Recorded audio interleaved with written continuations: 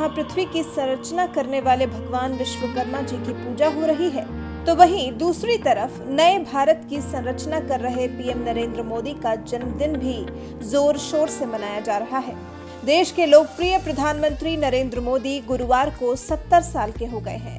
इस मौके पर देश के मशहूर कारोबारी और महिंद्रा एंड महिंद्रा ग्रुप के चेयरमैन आनंद महिंद्रा भी जन्मदिन की बधाइयां देना नहीं भूले। सोशल मीडिया पर एक्टिव रहने वाले आनंद महिंद्रा ने पीएम मोदी की तारीफ करते हुए ट्वीट किया, भारत जैसा विशाल देश शासित करना बड़ा काम है, लेकिन आप कभी भी इस काम से न हिचकिचाए न पीछे हटे।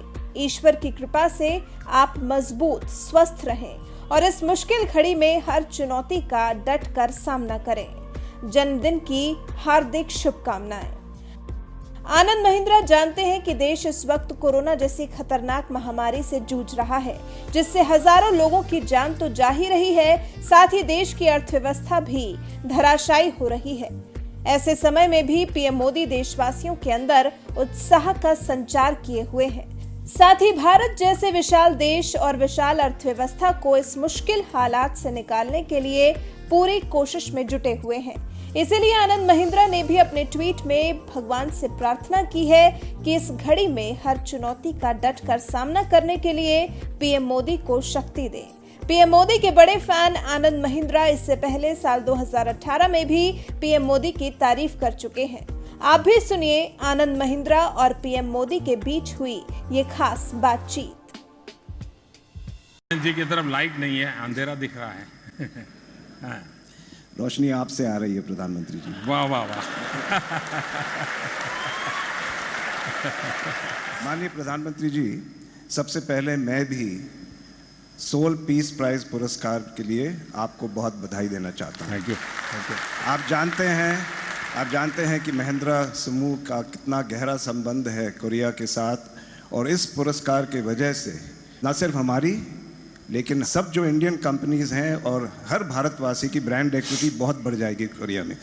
सो बधाई आपको, बहुत बहुत धन्यवाद। Thank you.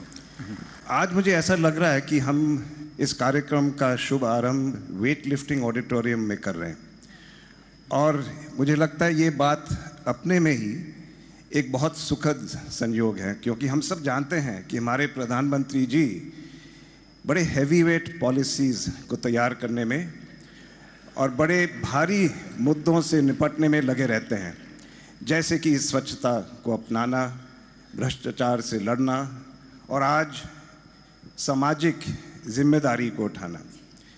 लेकिन मुझे लगता है कि आज आप वेट लिफ्टिंग में एक नए कीर्तिमान को स्थापित करने वाले हैं, क्योंकि आज आप इस वजन को अकेले में नहीं उठाने वाले हैं।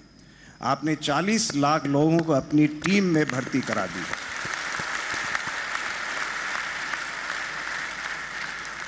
मैं आपको आश्वासन देना चाहता हूं कि महिंद्रा जो फौजी हैं, हम सब बड़े उमंग और उत्साह के साथ इस अभियान के साथ हैं कि हमारा एक कार्यक्रम है एम्प्लॉई सोशल ऑप्शंस।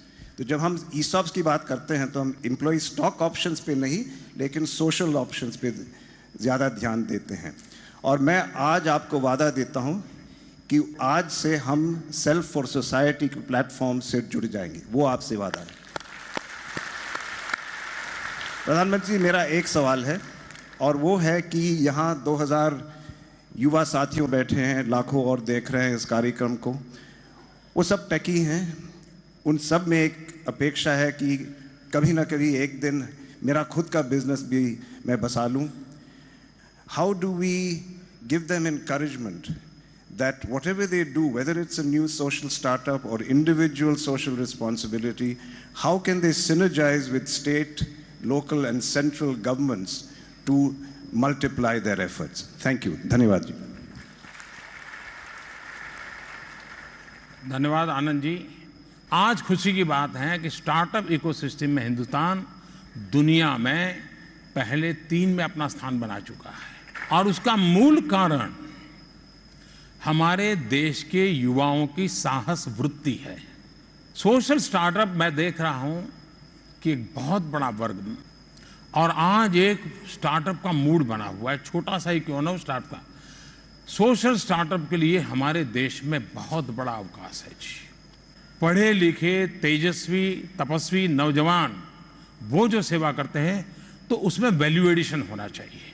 और मैं इस पीढ़ी के साथ आज जो बात कर रहा हूं देश भर में, उसमें अधिकतम वो लोग हैं जिनके अंदर वो विधा है। कोई एक भी काम करता है तो उसको भी एक बिजनेस मॉडल में समाज स्वीकार करता है, और इसलिए हम उस बातों की ओर चलें तो मैं समझता हूं बहुत बड़ी सेवा करेंगे।